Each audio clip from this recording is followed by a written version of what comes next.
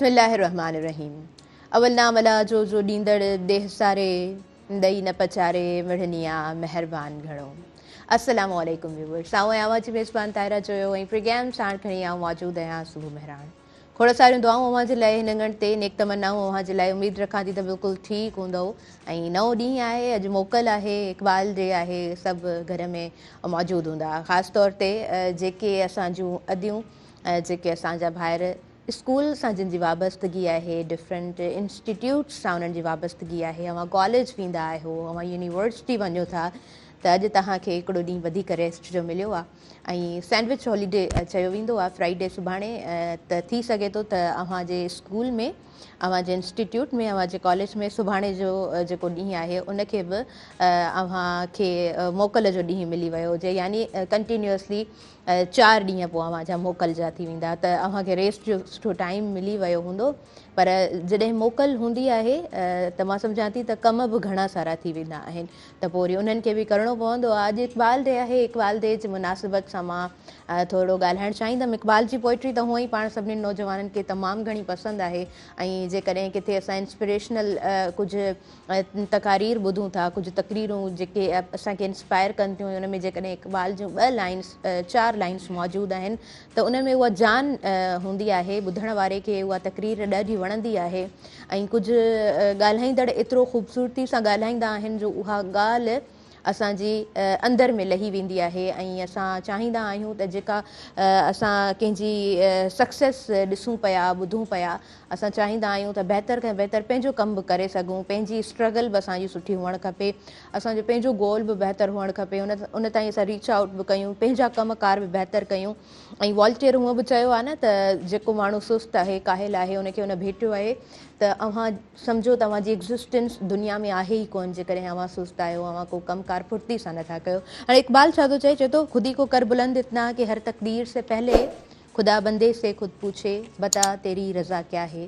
केॾी ख़ूबसूरत इहे 2 लाइन्स आहिनि। हिन में जेकॾहिं थोरो नई तशरीह ॾिसे त केॾी ख़ूबसूरत आहे, वरी जेकॾहिं ज़िंदगी सां भेटिजे त केॾी न ख़ूबसूरत हीअ असांजे साम्हूं हिकु मां ईअं चई सघां थी त उन असांखे हिकु रस्तो ॿुधायो आहे। उन असांखे अमल जेको इंसान जो हूंदो आहे उहो काउंट थींदो आहे। उन चयो आहे त तव्हांजो अमल एतिरो बहितर हुअणु खपे जो तव्हांजी जॾहिं तक़दीर बदिलिजे थी त ख़ुदा ख़ुदि बंदे खां पुछे त हाणे ॿुधा त तूं छा थो चाहीं, त माना इहो किथे मुमकिन आहे, तव्हांजे अमलनि में इहो मुमकिन आहे, मां सम्झां थी। अच्छा, इक़बाल जी जेकॾहिं ॻाल्हि कजे त अल्लामा इक़बाल खे द थिंकर ऑफ पाकिस्तान बि चयो वञे थो ऐं उन्हनि खे इन एज़ाज़ सां नवाज़ियो वियो ऐं इन्हनि जो कमु ॾाढो बहितर हुयो। चाइल्ड लेबर जे अगेंस्ट उन्हनि ॻाल्हायो आहे, उन्हनि कमु कयो आहे त ॿारु जेको मज़दूरी करे थो, ॿार खे पंहिंजा हक़ मिलणु खपनि ऐं ॿारु मुस्तक़बिल जो महमार आहे।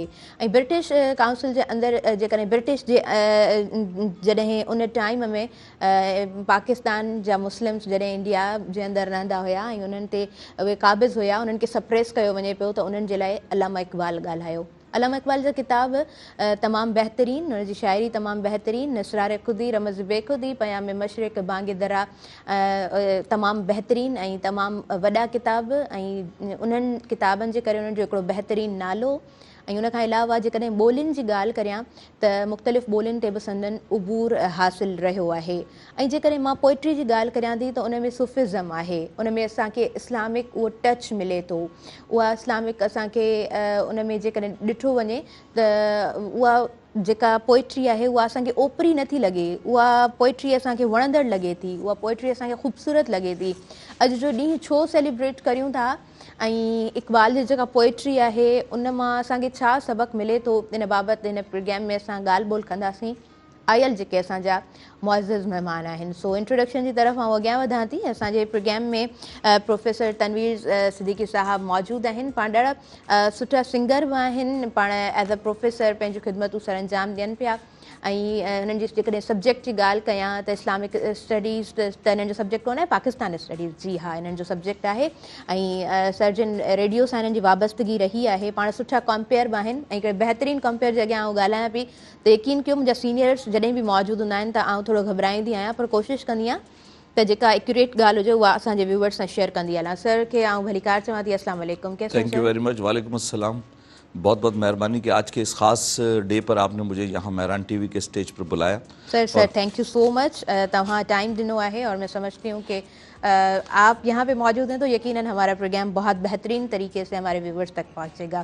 ویورز ان کے علاوہ عاشق حلائی صاحب اساں جے پروگرام میں موجود ہیں.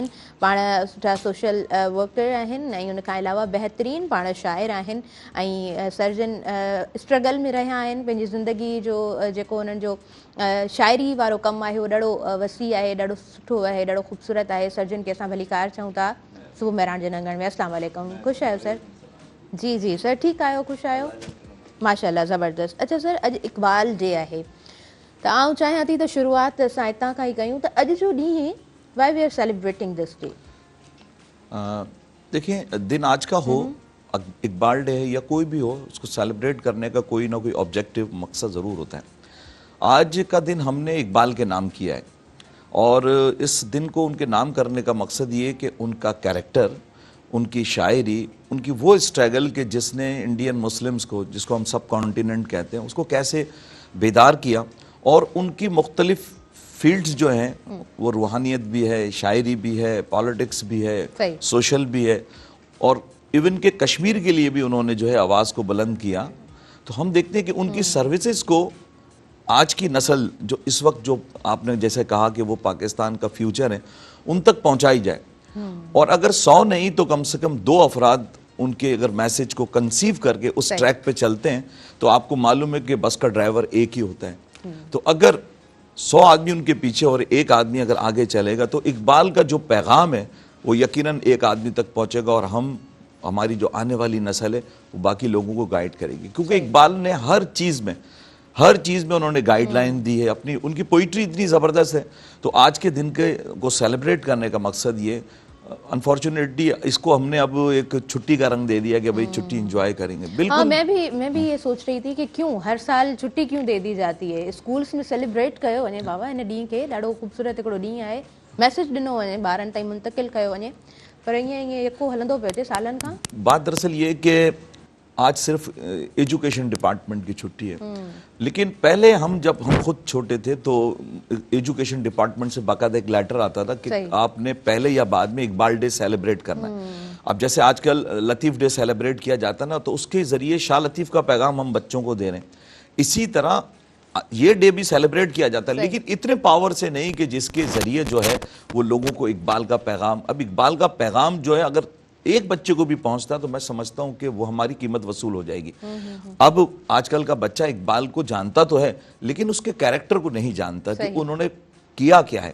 تو آج کے دن کا منانے کا مقصد یہ کہ ایجوکیشن ڈپارٹمنٹ تھوڑا سا ایکٹیو ہو, اور پرائمری, سیکنڈری, ہائر سیکنڈری یا یونیورسٹی کی سطح پہ جو پہلے ڈیبیٹس ہوتی تھی, کوئی کمپٹیشنز ہوتے تھے, نیشنل سانگ کمپٹیشن ہوتے تھے, اس طرح سے سیلیبریٹ کریں تو یقینی طور پر اقبال کا میسج جو ہے نا وہ بالکل کنوے ہوگا. زبردست, ॾाढो सुठे तरीक़े सां तव्हां एक्सप्लेन कयो आहे त अॼु जो ॾींहुं असां छो सेलिब्रेट कयूं था. अॼु ॾींहं ते मोकल हूंदी आहे ऐं लिटरली मां राति जो बि इहो सोचियो पिए जॾहिं मूं थोरो स्क्रिप्ट ते कमु कयो पिए या मूं सोचियो पिए त कीअं स्टार्ट कंदसि पंहिंजे प्रोग्राम खे, because as a professional host मां सम्झां थी त हर शइ खे असांखे सेट करे ऐं थोरो माइंड मेकअप करे पोइ विहणो हूंदो आहे. माना हूअं त अपीयरेंस काउंट थींदी आहे, पर मां सम्झां थी त तव्हांजे लफ़्ज़नि में एतिरी जान हुजे, तव्हांजी नॉलेज एतिरी सुठी हुजे जो ॻाल्हायो जॾहिं तव्हां त 2-4 जेके अव्हां व्यूवर्स हिन वक़्तु ॿुधी रहिया आहियो घरनि में, त उहे तव्हां पंहिंजो कमकार कंदे असांजे तव्हांजो ध्यानु ज़रूरु छिकिजे.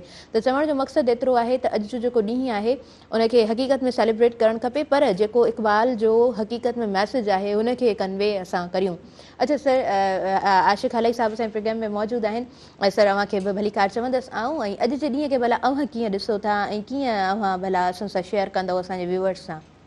जी तमामु बहितर, ऐं तव्हां प्रोफेसर नफ़ी साहब तमामु तफ़सीली ॻाल्हायो.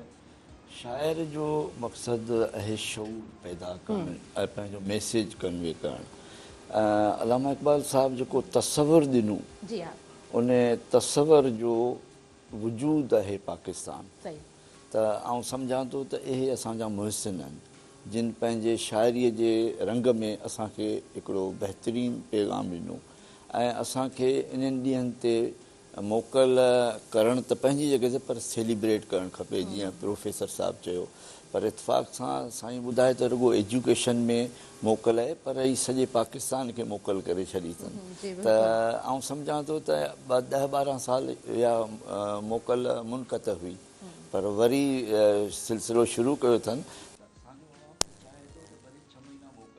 पर घटि में घटि एतिरो त असांजो हुजे त जेके ॾिहाड़ा आहिनि, जीअं पाकिस्तान डे आहे, असां मोकल कयूं था, पर उनखे सेलिब्रेट कयूं।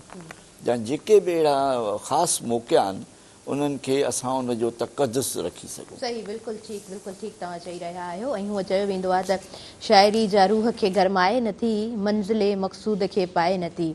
सो शाइरी में उहो चार्म जेसि ताईं पैदा नथो थिए त पढ़ंदड़ अट्रैक्ट नथो थिए। ऐं शाइरी जे थ्रू या स्टेज जे थ्रू मां सम्झां थी आर्ट जे थ्रू जेको मैसेज कन्वे कयो वेंदो आहे उहो डायरेक्ट तव्हांजे उन दिलि में घर करे छॾींदो आहे। ऐं डॉक्टरेट फील्ड जेको आहे सो दिलि जे हवाले सां ॿुधाए थी त दिलि जो कमु सिर्फ़ु फ़क़ति रत सप्लाई करणु हूंदो आहे पूरे जिस्म खे, पर असांजे शाइरनि छा कयूं त दिलि खे एतिरो त महान बणाए छॾियो आहे जो हर शइ असां दिलि ते वठी वेहंदा आहियूं। ऐं कुझु बि थिए थो त पोइ चवंदा आहियूं त हाणे दिलि कोन थी चवे, या बसि अॼु दिलि चवे थी त हीअ कयां। सो असां दिलि खे एतिरो त उन पंहिंजे उन सोच में वॾो करे छॾियो आहे जो हर शइ असां चाहींदा आहियूं त जेका कम वारी ॻाल्हि हुजे, जेका लाभाइती ॻाल्हि हुजे, उहा दिलि ते असरु करे त पोइ मां सम्झां थी हेसि ताईं बि उहा शइ ज़रूरु पहुची वेंदी ऐं पोइ वरी उहा शइ अमल में बि ज़रूरु अची वेंदी। अच्छा, उन खां अलावा असां जेकॾहिं अॼु इक़बाल जी पोइट्री खे ॾिसूं त पर्शियन आइडियोलॉजी बि उन में आहे ऐं इस्लामिक सूफ़िज़म बि उन में मिले थो। त उन बाबति आऊं चाहींदसि त प्रोफेसर तनवीर सिद्दीकी साहब मौजूदु आहिनि। सर मैं चाहूँगी कि इस हवाले से आप बात करें त उनजी जेका पोइट्री आहे अल्लामा इक़बाल जी, उनमें असांखे हिकिड़ो त मैसेज छा थो मिले, ऐं उन खां अलावा उनजो जेको हिकिड़ो पंहिंजो विज़न हुयो, जेका उनजी आइडियोलॉजी हुई, उहा पर्शियन बि ॿुधाई थी वञे, उनमें इस्लामिक सूफ़िज़म बि आहे। सो प्लीज़ तव्हां उनखे एक्सप्लेन करियो। देखिए, इंसान की जो पर्सनैलिटी होती है ना, उस पर माहौल का बहुत असर होता है, एक। दूसरी बात ये होती है कि आपको बाय बर्थ कुछ ऐसे स्पिरिचुअल पावर मिलता है, वो टाइम टू टाइम उसको आप जो है ना कहना चाहिए कि थोड़ा सा बूस्टअप करते चले जाते हैं कुछ हालात। इकबाल की ज़िंदगी पर हम देखते हैं कि शुरू ही से हमारे मज़हब का बड़ा असर रहा है, ठीक है जी। उसके बाद जब और आगे हम देखते हैं तो उनकी शायरी को हम कई हिस्सों में डिवाइड कर सकते हैं। उसमें पॉलिटिक्स भी है, नौजवान भी हैं, बच्चे भी हैं, शिकवा भी है, जवाब शिकवा भी है, ठीक है, और फिर सूफीज़म भी है। अब ये सूफीज़म जो ना ये ख़ास चीज़ है, बाकी चीज़ें आम हैं। सूफीज़म ये कि आप जब तक अल्लाह से इश्क जिसको हकीकी कहा जाता है ना, जब तक अगर वो नहीं है तो वो आप तक नीचे नहीं आएगी। मैं एक किताब में पढ़ रहा था तो इकबाल जो थे वो फजर की नमाज़ पढ़ने के बाद दाता दरबार पर बैठ के वज़ाइफ किया करते थे। अब मरने से पहले हम 1930, 31, 32 में खड़े हैं तो लगे कोई फैसिलिटी नहीं थी, लेकिन आप फजर की नमाज पढ़ के अपने घर से और दाता दरबार पर आके वज़ाइफ किया करते थे, फिर वहाँ निफिल पढ़ के घर जाते थे। तो ये एक दाता दरबार पर बैठना, हज़रत दादा गंजबख्श के मज़ार पर बैठना और वहाँ बैठ के वज़ाइफ करना, इसका मकसद है कि कुछ ऐसी चीज़ें आपके अंदर थी और जब आप माहौल में बैठते हैं और वापस आते हैं तो उसका असर आपके अशार पर भी आता है, जो इकबाल की शायरी में हम सूफीज़म देखते हैं। प्लस फिर एक और जो उनको कहना चाहिए कि रोशनी मिली हुई थी वो मौलाना जलालुद्दीन रूमी, ठीक है ना, मसनवी रूमी जिसे हम कहते हैं, तो जलालुद्दीन रूमी से बड़े वो इंस्पायर थे। सही। और हत्ता कि हम यहाँ अपने बच्चों को भी हम बताते चलें कि इकबाल की ख्वाहिश थी कि जब उनका इंतकाल हो जाए तो मौलाना जलालुद्दीन रूमी की जो ग्रेव कवर है उसकी थोड़ी मिट्टी मेरी कबर पे मिला के डाली जाए। तो अब वो एक तरफ तो जो है वो हमारे मज़हब से इंस्पायर है, दूसरी तरफ मौलाना जलालुद्दीन रूमी को भी अपना मुर्शद मान रहे हैं। और अगर गौर से देखें तो इकबाल से भी पहले हम शाह साहब को भी देखेंगे, शाह लतीफ़ को, उनके हाथ में भी जलालुद्दीन की जो वो किताब हुआ करती थी। तो हम देखते हैं कि शाह साहब को भी देखें फिर इकबाल को भी देखें तो शाह साहब की शायरी के अंदर भी हमें देखो स्पिरिचुअल एक थोड़ी चीज़ नज़र आएंगी, रूहानियत नज़र आएगी, सूफीज़म नज़र आएगा। फिर इकबाल को देखेंगे तो इकबाल की शायरी में भी जो है अपने मुर्शद का कलाम उनसे ज़ाहिर है। मैं अगर किसी को अच्छा खेलता हुआ देखूंगा तो कोशिश करूंगा कि भाई मैं वसीम अकरम जैसी बॉल करूं, या अगर एक्टर को मैं पसंद करता हूं तो वो एक ऐसी हस्ती को पसंद करते थे कि उसका इफेक्ट या इम्पैक्ट उनकी बॉडी पर था। और फिर जब उन्होंने कलाम लिखा तो पता लगा कि उसने बंदे और खुदा के दरमियान जो है वो गैप ख़त्म किया और ये मैसेज दिया कि भाई जो भी कुछ है अल्लाह की ज़ात है, आप उससे मांगते रहें। और अल्लाह और बंदे के दरमियान जो सबसे चीज़ है वो है हुकूकुल इबाद। अगर हुकूकुल इबाद अदा करेंगे तो फिर हुकूकुल अल्लाह भी आ जाएगा, मुआशरा भी आ जाएगा, अमन भी आ जाएगा। और फिर रूहानी तौर पर अगर आप अवेयर हो गए, बेदार हो गए, तो आपके अंदर फिर सियासत भी आ जाएगी, समाज भी आ जाएगा। तो इकबाल की हम शायरी को अगर देखें तो उन पर बहुत गहरा असर मौलाना जलालुद्दीन रूमी का था। और उन्होंने मुजद्दिद अल्फ़सानी जो अकबर के टाइम पीरियड में हैं, उनसे भी बहुत वो मुतासिर थे। और यहाँ एक और मैं अपने देखने वालों को बताता चलूँ कि जब उनकी औलाद नहीं हो रही थी तो बाकायदा वो मन्नत मानी उन्होंने मुजद्दिद अल्फ़सानी के मज़ार पर जाकर कि अगर मेरे घर में, जैसे उस मज़ार से ये वाबस्ता थी कि अगर बेटा होगा या बेटी होगी तो मैं यहाँ आकर निफिल शुक्राने को पढ़ूंगा और फुकरा को खाना खिलाऊंगा। तो इस तरह वहाँ गए, उनको औलाद हुई जस्टिस जावेद इकबाल, और फिर उन्होंने वहाँ मन्नत भी पूरी की और निफिल भी पढ़े। तो हम देखते हैं कि वो सिर्फ मौलाना जलालुद्दीन रूमी को तो अपना मानते हैं उस्ताद, लेकिन उसके साथ साथ जो और बड़े बड़े बुजुर्गान दीन थे, जाहिर है उनसे भी वो क्या ले रहे हैं, स्पिरिचुअल पावर ही ले रहे हैं ना। और उसका असर जो है मुख्तलिफ जो औलिया कराम का असर उनकी ज़ात पर, फिर उनके कलम पर आया, फिर उनकी शायरी पर आया जो हम पढ़ते हैं।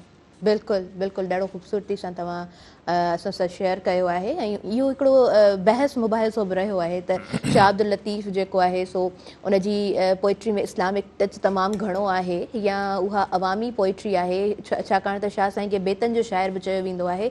ऐं मूं रिसेंटली कुझु डिस्कशन्स ॿुधियूं, हुन में डॉक्टर फ़हमीदा हुसैन साहिबा ऐं हुन खां अलावा आपा नूर ऐं जामी चांडियो साहिब जी अक्सर जेका डिस्कशन इन बाबति रहंदी आहे त उन्हनि जी शाइरी हक़ीक़त में दर हक़ीक़त आहे कीअं, उहा असां ताईं कीअं पहुचे थी, उन्हनि खे कीअं सम्झणु खपे।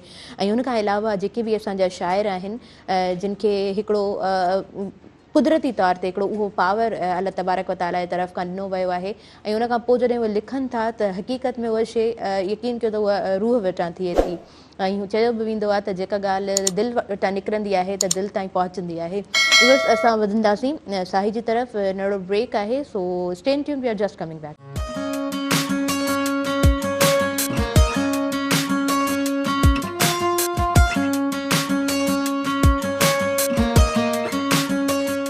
शाहीन है तू परवाज़ है काम तेरा, तेरे आगे आसमां और भी हैं।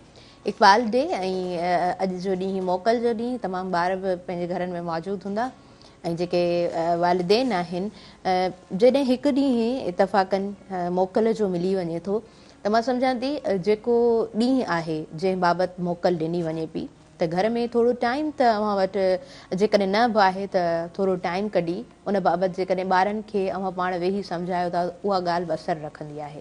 मां सम्झां थी हिकिड़ो इंस्ट्रक्टर, हिकिड़ो ट्यूटर, हिकिड़ो टीचर जेको आहे उहो ॿार खे जेतिरो बि टाइम ॾिए थो, पर जेको वालिद टाइम ॾींदो आहे या जेको वालिदा टाइम ॾींदी आहे या घर जा भाती जेको टाइम ॾींदा आहिनि उनजो वधीक असरु ॿार जे ज़हन ते थिए थो ऐं ॿार उन्हनि शयुनि खे वठी अॻियां पिणु वधंदो आहे। सो जेकॾहिं तव्हां जूं खोड़ सारियूं एक्टिविटीज़ आहिनि ऐं उन मां जेकॾहिं थोरो टाइम मिलियो आहे ऐं अव्हां जेकॾहिं पंहिंजे घर में पंहिंजी फैमिली खे उहो टाइम ॾियो था त इहो टाइम जेको आहे सो इहो वक़्तु ॾाढो काराइतो आहे। ऐं वक़्त जी छा ई ॻाल्हि कजे, असांजे प्रोग्राम में आयल जेके मुअज़्ज़िज़ महिमान आहिनि उन्हनि सां गुफ़्तगू वधीक कंदासीं। आशिक़ हालाई साहिबु मौजूदु आहिनि। अच्छा सर, हिकु शाइर ऐं वरी ॻाल्हि वक़्त जी निकिती आहे त पोइ वक़्त खे भला कीअं यूटिलाइज़ कबो आहे, वक़्त खे कीअं ख़ूबसूरत घारबो आहे, कीअं गुज़ारबो आहे, छा था सम्झो? वक़्तु जेको सो अनमोल तोहफ़ो आहे, उनखे आउं सम्झां थो त सुठे तरीक़े सां इस्तेमालु कजे, पर हालात जो ऐं एनवायरमेंट जो असरु थिए थो हर शख़्स ते, हर शाइर ते। तव्हां कॾहिं ॿुधो हूंदो त हिन शाइर रुॻो ग़म जा गीत न लिखिया आहिनि, उन ख़ुशी जा बि लिखिया आहिनि, उन इनक़लाब जा बि लिखिया आहिनि, उन इस्लामी बि लिखिया आहिनि। उहो तासुरु रहे थो उहो माहौल जो, जेको माहौल उन ते असरु थिए थो या जेका उहो कैफ़ियत ॾिसे थो उहा उन ते हावी थिए थी, पोइ उनजो उहो इज़हार करे थो। त आउं सम्झां थो त माहौल जो वॾो दख़ल आहे हर शख़्स ते, हर शाइर ते, उन में आउं सम्झां थो इहो वॾो हिकिड़ो अमल। सही। अच्छा भला अव्हां कहिड़े माहौल में पलियो वधियो ऐं शाइरी करणु अव्हां कॾहिं खां शुरू कई, कीअं सम्झो त आउं बि हिकु बहितर शाइर बणिजी सघां थो? अॼु शाइर बणिजण जे लाइ न का डिग्रीअ जी ज़रूरत आहे, न को उमिरि जी, न को उहिदे जी। शाह अब्दुल लतीफ़ बिटाई मैट्रिक पास बि कोन हो ऐं एॾा वॾा बुज़ुर्ग जेके आहिनि सचल साईं या ॿिया जेके बि असांजा, त उन्हनि वटि डिग्रियूं न हुयूं, पर हीअ ॾात आहे अलाह साईं जंहिंखे बि। असां त अॼु अहिड़ा बि ॾिठा शाइर जेके बिल्कुलु पढ़ियल बि कोन, जेको प्रोफेसर साहब जेके चवंदा त आउं चवां थो तव्हां लिखो न ते मूंखे लिखण बि न मिलियो त इहा ॻाल्हि त आहे पर असांजो हाल आहे जेको आहे मुंहिंजो तइलुक़ु उन सां आहे तो सकाफ़त इल्मु अदब शाइरीअ सां उहो उरूज ते आहे शुरू खां वठी ऐं दीवान ग़ज़ल जो ख़लीफ़ो गुल मोहम्मद आलाई मौलूद जो जेको अब्दुर्रऊफ़ भट्टी हज़रत शाह अब्दुल लतीफ़ भिटाई बि उते थो अचे हज़रत नूह बि उते थो अचे हिते बुज़ुर्ग हस्तियूं रहियूं आहिनि ऐं तमामु सुठा सुठा शाइर अदीब प्रोफेसर उते जो आहिनि त पोइ उन माहौल जो जीअं मूं अर्ज़ु कयो त असरु थिए थो त असां पढ़ंदा हुआसीं जॾहिं इंटर में तंहिं वक़्त खां थोरी उहा पंहिंजी शाइरी जी उहा कैफ़ियत थोरी पोइ उन में असांखे उहो माहौल सुठो मिलियो पोइ उन में असां वधीक अॻिते उनखे पंहिंजो सिलसिलो बनायो त उहो 40-45 सालनि जी ॻाल्हि आहे 1978 खां वठी ऐं शाइरी कयां पियो उहो मुख़्तलिफ़ फॉर्मनि खे जी हाँ ठीक ठीक बैंकिंग सेक्टर में रहिया आहियो मुंहिंजे ख़्याल सां जी बिल्कुलु हाँ vice president ji as a vice president त उन उहिदे खे संभालण जी गॾोगॾु शाइरी ॿ अलॻि अलॻि कैटेगरीज़ आहिनि ॿ अलॻि अलॻि फील्ड्स आहिनि इन बाबति बि यकीनन थोरो डिस्कस ज़रूरु कंदासीं त पोइ इन्हनि ॿिन्हिनि शयुनि में बैलेंस वे तव्हां कीअं रखियो ऐं इहा मुंहिंजे ख़्याल सां तमामु ॾुखी ॻाल्हि बि हूंदी आहे सो इन बाबति डिस्कस कंदासीं पर इक़बाल जे आहे उन बाबति असां वटि प्रोफेसर साहिबु मौजूदु आहिनि तनवीर सिद्दीकी साहिबु उन्हनि खां पुछणु चाहींदमि त तहरीक पाकिस्तान जेकॾहिं असां हिस्ट्री खोलियूं था त उन में जेको अल्लामा इक़बाल है उनजो छा रोल रहियो आहे कीअं किरदारु रहियो आहे बड़ा अच्छा सवाल है क्योंकि इकबाल को हम एज ए पोइट तो देखते हैं लेकिन अगर गौर से देखें तो उन्होंने अपनी ज़िंदगी के बहुत सारे साल पॉलिटिक्स में भी गुजारे। आप 1926 में पंजाब असेंबली के मेंबर बने और वहाँ भी आपने जो है मुसलमानों के हुकूक, क्योंकि उस ज़माने में पंजाब बहुत बड़ा सूबा था, मुसलमानों की मेजॉरिटी थी, तो पंजाब के मुसलमानों के लिए और फिर प्लस मुस्लिम लीग बन चुकी थी, मुस्लिम स्टूडेंट फेडरेशन जो है उसके लिए वहाँ बहुत काम किया। उसके बाद हम देखते हैं कि अब आगे चलते हैं तो इकबाल जैसे जैसे पॉपुलर हो रहे थे ना तो दो लोग जिसमें हम कहते हैं मोहनदास गांधी साहब और पंडित नेहरू, उन्होंने इकबाल को बहुत जगह ये कहा कि आप कायदे आज़म से बेहतर हो और कहते थे कि आप जो है वो कायदे आज़म को छोड़ो, आप लीड करो, मुसलमानों को आप लीड करो। क्योंकि इकबाल का जो एक शेर है कि सबसे अच्छा हिंदुस्तान हमारा, हम बुलबुलें हैं इसकी, ये गुलिस्तान हमारा, तो ये जो एक शेर है ना ये मुत्तहदा हिंदुस्तान की बात करते हैं। और नेहरू और गांधी का भी यही था कि मुत्तहदा हिंदुस्तान। तो वो कहते थे कि यार आप पॉइंट भी हो और आपकी बात को सुना भी जाता है तो आप कायदे आज़म से थोड़ा सा आगे आओ। मगर कमाल देखिए कि इकबाल ने हमेशा उनको एक ही जवाब दिया कि मैं एक अदना सिपाही हूँ कायदे आज़म का और वो मेरे लीडर हैं। जबरदस्त। ठीक है, यानी कि अब यहाँ से हमें पता लगता है कि वो कायदे आज़म से कितना ज़्यादा मुतासिर थे या उनको समझते थे कि ये क्या करने वाले हैं या क्या कर सकते हैं। फिर हम देखते हैं कि पूरे बरे सगीर का जो एक विजन था ना वो इकबाल ने, पॉलिटिकली जो विजन हम कहते हैं वो इकबाल ने जो है चेंज किया।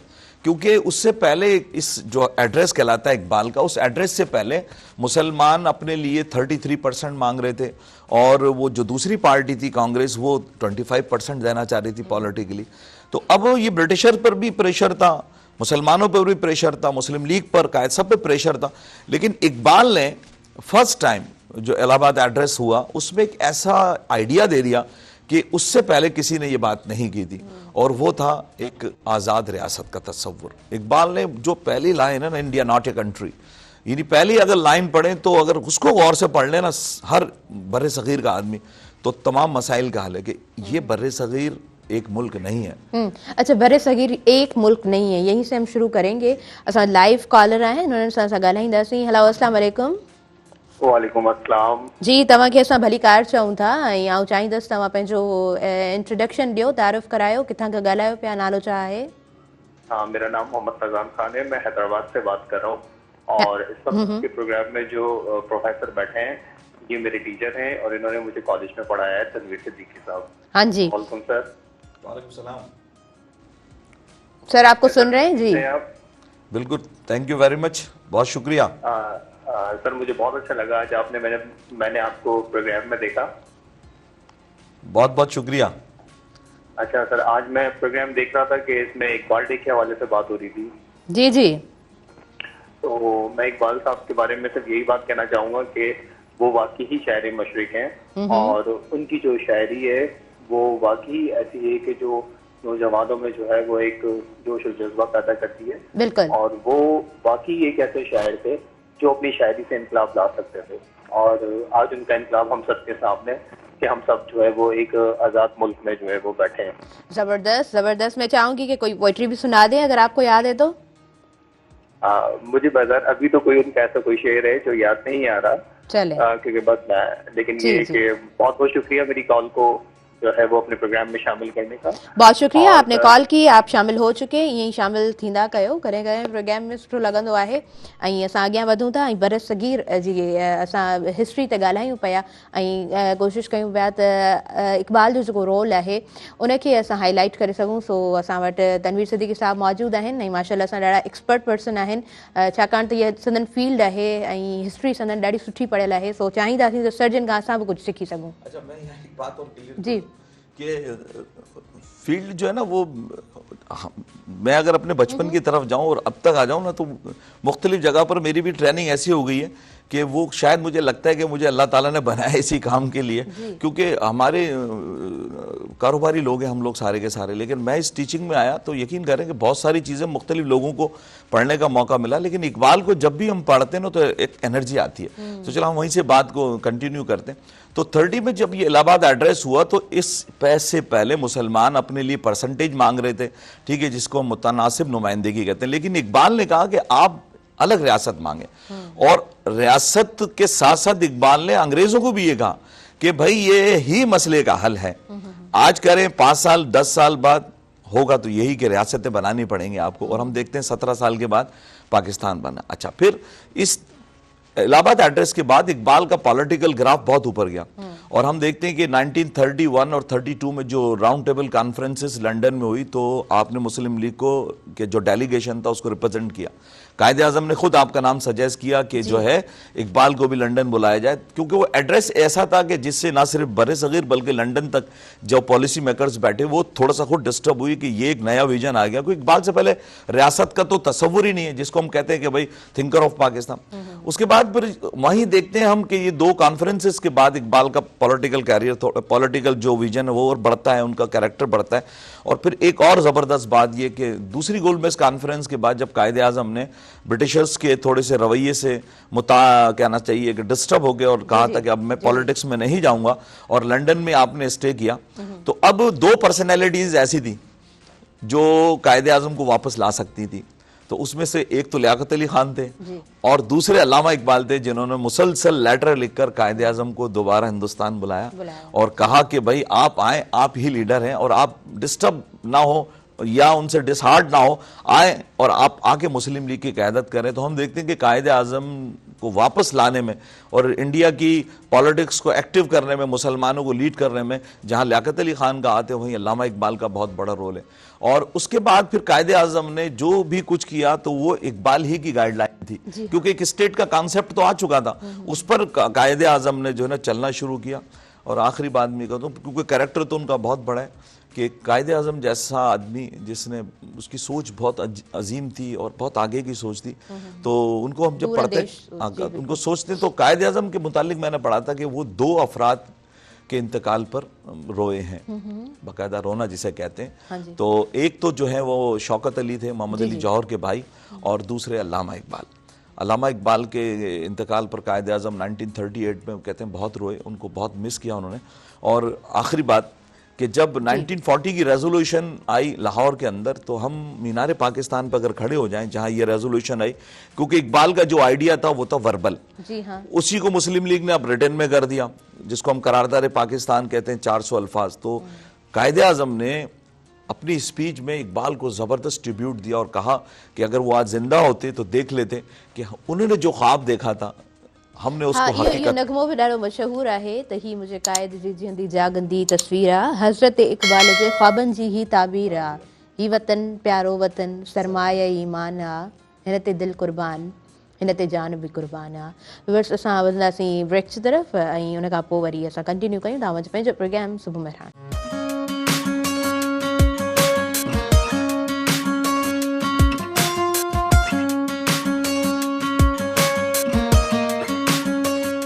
सभिनी ॾिसंदड़नि खे आउं ॿीहर भली कार चवां त असांजे पंहिंजे प्रोग्राम सुबुह महिराण में इक़बाल डे आहे ऐं आउं बार बार चवां पई ॻाल्हि खे रिपीट करियां पई त अॼु हिकिड़ो हेक्टिक स्केड्यूल अव्हांजो ऐं उन खां पोइ जेकॾहिं ईअं ई कार्य छुटी तव्हांखे मिली वञे मोकल तव्हांखे मिली वञे त तव्हां चवंदा हूंदा त अॼु जो ॾींहुं जेको आहे सो बाक़ाइदे अॼु रेस्ट जो ॾींहुं आहे, अॼु असां रेस्ट कंदासीं, अॼु 2-4 पंहिंजा कम कार आहिनि उहे कंदासीं। पर समटाइम्स ईअं अव्हां बि सोचींदा हूंदा, इहा ॻाल्हि अव्हांजे ज़हन में बि ज़रूरु कॾहिं कॾहिं उथंदी हूंदी त जॾहिं असांखे को ॾींहुं मोकल जो मिले थो त उनजो छा पर्पज़ आहे। ऐं जेकॾहिं असां फॉर एग्ज़ाम्पल हाणे 3 डिसंबर ते सेलिब्रेट कयो वेंदो कल्चरल डे, त कल्चर छा आहे, कल्चर कीअं शुरू थिए थो, ॿोलियूं किथां शुरू थियूं आहिनि, असांजो कल्चर एतिरो रिच कीअं आहे, कीअं असां पंहिंजे कल्चर खे एतिरो ॻायूं था, सेलिब्रेट कयूं था, रोडनि रस्तनि ते असां ॾिसंदा आहियूं एतिरा हुजूम हूंदा आहिनि, डांस करे रहिया हूंदा आहिनि, पर छा असां हिस्ट्री पढ़ंदा आहियूं, छा असां किताबनि सां थोरो टच में हूंदा आहियूं, छा असां वटि नॉलेज आहे, असां कहिड़ी बुनियाद ते नचंदा आहियूं रोडनि ते अची, असां कहिड़ी बुनियाद ते जेको आहे सो एॾा हुजूम वठी करे ॿाहिरि निकिरंदा आहियूं। विद कप ऑफ टी ॻाल्हियूं खोड़ सारियूं कंदासीं अॼु, पर मां एतिरो सिर्फ़ु चवणु चाहींदसि त जेको सेलिब्रेट असां ॾींहुं कयूं था उन बाबति जेकॾहिं असांखे नॉलेज बि हूंदी त इहा ॻाल्हि मुंहिंजे ख़्याल सां चवंदा आहिनि न सोने पे सुहागा, त इहा ॻाल्हि ईअं थी वेंदी त पोइ पंहिंजी नॉलेज खे इंक्रीज़ करण जे लाइ बहितर आहे त इंसानु थोरो बुक्स सां टच में रहे। बस ॿुधाए चुकी आहियां अव्हांखे, ॿीहर ज़रूरु ॿुधाईंदसि त असां वटि जेके आयल मौजूज़ महिमान आहिनि उहे केरु आहिनि। प्रोफेसर तनवीर सिद्दीकी साहिबु असांजे प्रोग्राम में मौजूदु आहिनि ऐं ॿुधाए चुकी आहियां त पाण बहितरीनु सिंगर बि आहिनि ऐं उन खां अलावा संदन कमु बि ॾाढो सुठो आहे। ऐं जॾहिं ॻाल्हि ॿोल हलंदी आहे त ईअं फील थींदो आहे सर ॾाढी घणी स्ट्रगल बि कई आहे, पढ़णु पढ़ाइणु उन सां हिननि जी वाबस्तगी रही आहे, रेडियो ते पंहिंजूं सुठियूं ख़िदमतूं सर अंजाम ॾिनियूं अथनि, पाण बहितरीनु कंपेयर पिणु आहिनि ऐं कम्युनिकेशन स्किल्स सर जा ॾाढा बहितरीनु आहिनि। ऐं उन खां अलावा आशिक़ हालाई साहिबु असांजे प्रोग्राम में मौजूदु आहिनि, पाण ॾाढा बहितरीनु शाइर आहिनि। उन खां अलावा बैंकिंग सेक्टर में संदन ॾाढियूं सुठियूं ख़िदमतूं सर अंजाम ॾिनल आहिनि ऐं सर्जन जी जेका शाइरी आहे उन बाबति बि ॻाल्हि ॿोल हले पई। त सर मां पहिरीं बि थोरो क्वेश्चन करण जी कोशिशि कई त हिकिड़ो त तव्हां बैंक सां तव्हांजी वाबस्तगी रही आहे ऐं उन खां अलावा शाइरी, ॿ अलॻि अलॻि फील्ड, पोइ वरी कीअं वक़्तु ॾींदा हुयव शाइरीअ खे बि? अॼु इहा ख़ासि अलाह जी नेमत बि आहे, पर जीअं प्रोफेसर साहिबु ॿुधायो त हिमत माण्हू करे थो त पोइ कुझु रुॻो गुफ़्तगू न पर जुस्तजू बि करे थो त कुझु वञी करे थो। त आउं फ़क़ति तइलीम सां वाबस्ता न हुउसि, बैंकिंग में मुंहिंजो हो, पर प्रोफेसर साहिब खे ख़बर आहे अॼु बि आउं 8-10 तंज़ीमुनि में, कंहिं में वाइस प्रेसिडेंट, कंहिं में सरपरस्त, कंहिं में कीअं, कंहिं में अच्छा उहो मोस्टली ईअं थींदो आहे सर त असां वटि जेको माण्हू पंहिंजी ऑफिशियल सर्विसिस खे गुड बाय चवे थो, असां चवंदा आहियूं त हाणे रिटायर थी वियो आहे फलाणो माण्हू, मां चवंदी आहियां ऑफिशियल सर्विसिस खे हुन गुड बाय चयो आहे, रिटायर कोन थियो आहे। उन खां पोइ बि तव्हां जेको आहे मुख़्तलिफ़ तंज़ीमुनि सां वाबस्तगी तव्हांजी आहे, जुड़त आहे, त इन इहा भला मोटिवेशन किथां मिली? अॼु माण्हू नौकिरीअ खां रिटायर थींदो आहे, ज़िंदगी खां रिटायर नथो थिए। बिल्कुलु बिल्कुलु। त असुल त ॿियो बि तंज़ीमुनि जा त इहे असांजा तक़रीबात जा सिलसिला महीने अॼु थियनि था, पर असांजो हिकिड़ो समाजी कमु बि हिकिड़ो आहे जंहिंमें आउं उन में वाइस प्रेसिडेंट आहियां। त उन में सिविल सोसाइटी जे नाले सां असां कराची में, इस्लामाबाद में सेमिनार बि कया आहिनि, प्लस ग़रीबनि जे लाइ एतिरो असां कमु कयो।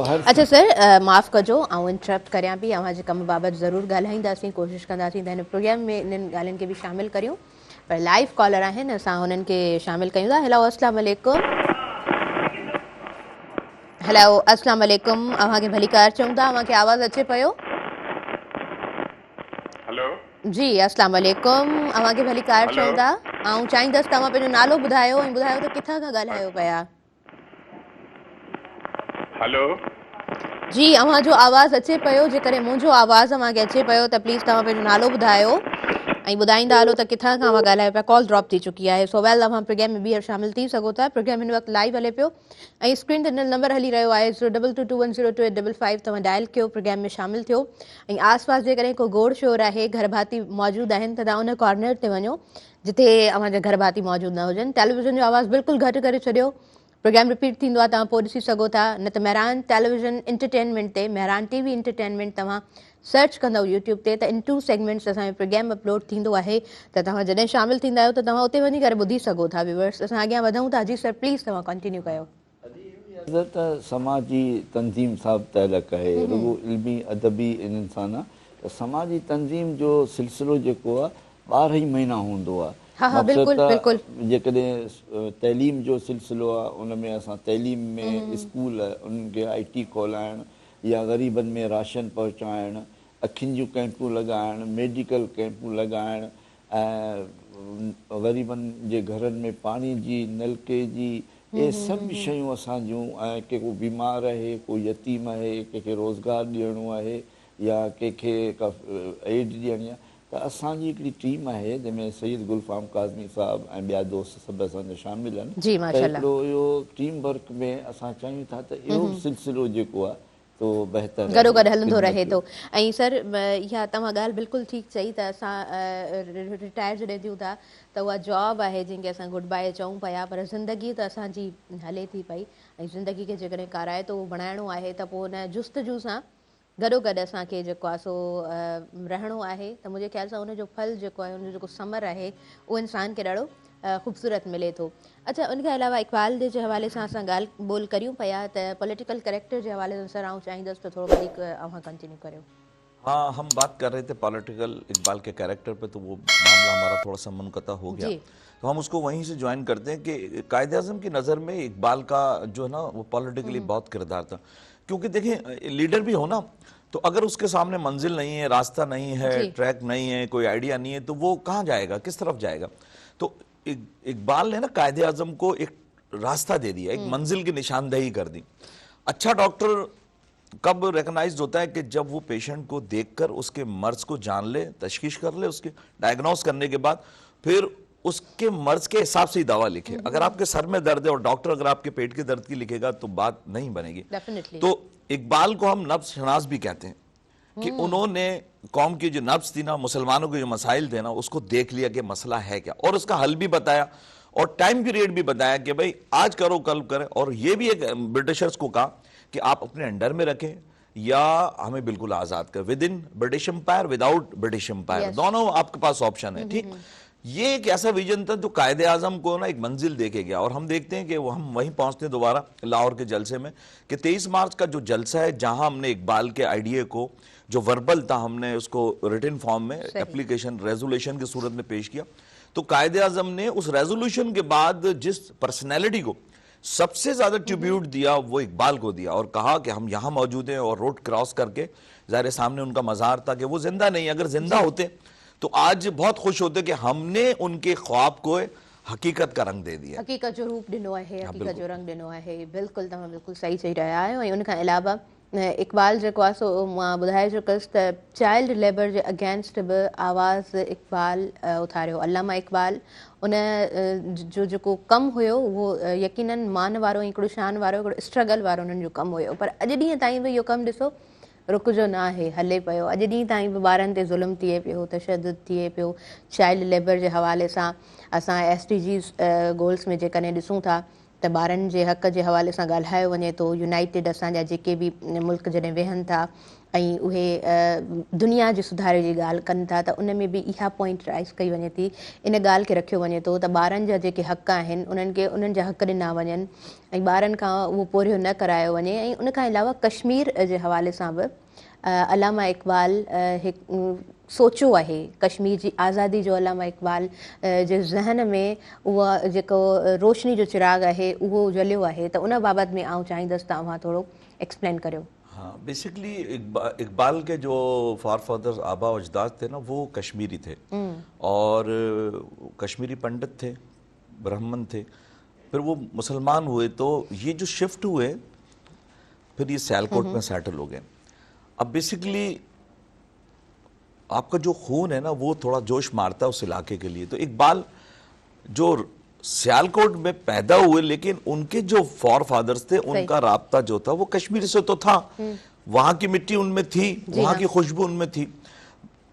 इकबाल ने, आज तो कश्मीर का मसला पूरी दुनिया में हम देखते हैं, मगर उस वक्त भी जब ये पाकिस्तान नहीं था, हिंदुस्तान नहीं था, तो इस कश्मीर में सबसे पहला जो वहां की रियासत के हुक्मरान के खिलाफ जो एजिटेशन हुआ वो हुआ 1931 में, 1931 में। और उस वक्त कोई पाकिस्तान नहीं है, ठीक है, रियासत का तो तस्वुर आ गया लेकिन कोई पाकिस्तान नहीं, वो पाकिस्तान नहीं है, लेकिन बिल्कुल, आपने बाकायदा कश्मीर का दौरा किया और कश्मीर जाने के बाद वहां के लोगों के हक के लिए, आजादी के लिए, अब किसकी आज़ादी के लिए? कश्मीर की आज़ादी के लिए कि आप जो है यहाँ का जो हुक्मरान है मुसलमानों पर जुल्म कर रहा है वो बंद करे, और बाकायदा आपने विजिट करने के साथ साथ उनमें हुर्रियत, एक आज़ादी की लहर जगाई, प्लस उसके साथ साथ वापस आने के बाद आपने उस वैली के लिए, उस जुल्म के लिए, उस आज़ादी के लिए बाकायदा शायरी भी की। तो इकबाल के दिल से कश्मीर कभी भी नहीं गया, और चूंकि शर्ट में कॉलर होता है तो कश्मीर जो है ना वो पंजाब का कॉलर है, जैसे दामन नीचे और कश्मीर, क्योंकि कश्मीर के जो रास्ते हैं वो आते ही पाकिस्तान की साइड हैं। हाँ जी, बिल्कुल, श्रीनगर रावलपिंडी, श्रीनगर एबटाबाद, श्रीनगर सियालकोट, तो कश्मीर का और पंजाब का तो चोली दामन का साथ है। तो अब इकबाल उसको कैसे फरामोश कर सकते? तो इकबाल ने कश्मीर के लिए बड़ा काम किया, वहां के लोगों की आज़ादी के लिए किया, और उनको मालूम था कि जब हमारी स्टेट बन जाएगी तो ऑटोमेटिकली कश्मीर पाकिस्तान का हिस्सा होगा। ज़बरदस्त, बिल्कुल बिल्कुल, माना इहा बि असां चई सघूं था त एतिरी दूर अंदेशी आहे। जी, इकबाल डे सेलिब्रेट कयो वञे थो, त उन हवाले सां ई असां अॼु प्रोग्राम जी थीम रखी आहे, त उन बाबति ई ॻाल्हि ॿोल हले पई। ऐं हालाई साहब असांजे प्रोग्राम में मौजूदु आहिनि, त हिकु शाइर जॾहिं सोचे थो ऐं हिकु शाइर जेकॾहिं उहो ॾिसे पियो त असांजे आसपास छा थिए थो, त उन जी शाइरी में बि उन समाज जी माना तर्जुमानी आहे, जिथां जो बि शाइर आहे, उहो मशरक़ी आहे, मगरबी आहे, जिथां जो बि शाइर आहे, त पंहिंजे समाज जी अकासी करे थो। त हाणे तव्हां सां सर थोरो डिस्कस करणु चाहींदसि त असां वटि जेके शाइर आहिनि हिन वक़्तु शाइरी करे रहिया आहिनि, उहे नवां शाइर आहिनि या जेके बि असां हिन वक़्तु जेकॾहिं उन्हनि खे मिलायूं था, पुराणा शाइर नवां शाइर, छा था सम्झो त पहिरीं जो त यकीननि हिकिड़ो विज़न सां कमु कयो वेंदो हो, हाणे असां वटि स्पेस घणो आहे, खोड़ सारा शाइर आहिनि, उन्हनि जो कमु कीअं ॾिसो पिया, छा था सम्झो बहितर कमु आहे, बहितर करणु खपे?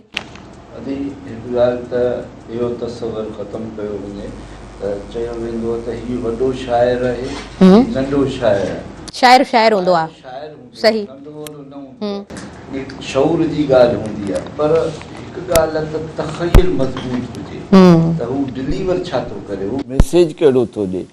त आउं सम्झां थो अॼु जा शाइर सुठा आहिनि, सुठो लिखनि पिया, गूणा शाइर, उन्हनि में मुख़्तलिफ़ जेके से रंग हुआ, जीअं प्रोफेसर साहब ॿुधायो त रुगो इश्किया रंग न हो, सूफ़ी रंग बि हो, इनकलाब बि हो, ऐं वतन जी हुब बि हुई, ऐं इवन जीअं शाह अब्दुल लतीफ़ भिटाई साहब खे ॾिसूं त हुन जे हर बैत में, हुन जे हर रंग में हुन औरत खे सूरमियूं जेको ॾिनो आहे त हुनखे ॾिनो आहे, जीअं मर्दनि खे जुरत जे लाइ हुनजो बैत जे शुरू अवल अलाह अलीम सां थिए थो, त उते जेको सुस्त बेकार क़िस्म जो उनखे बि त सुता उथी जाग निंड न कजे एतिरी, त हर पहलू खां, हर रंग खां त आउं सम्झां थो त असांजो शाइर अॼु बि सुठो लिखे पियो ऐं इनशाला सुभाणे बि सुठो लिखंदो, अगूणा बि सुठा आहिनि, उहे असांजा रहबर आहिनि, पर घटि में घटि असांजे तख़यल में मज़बूती,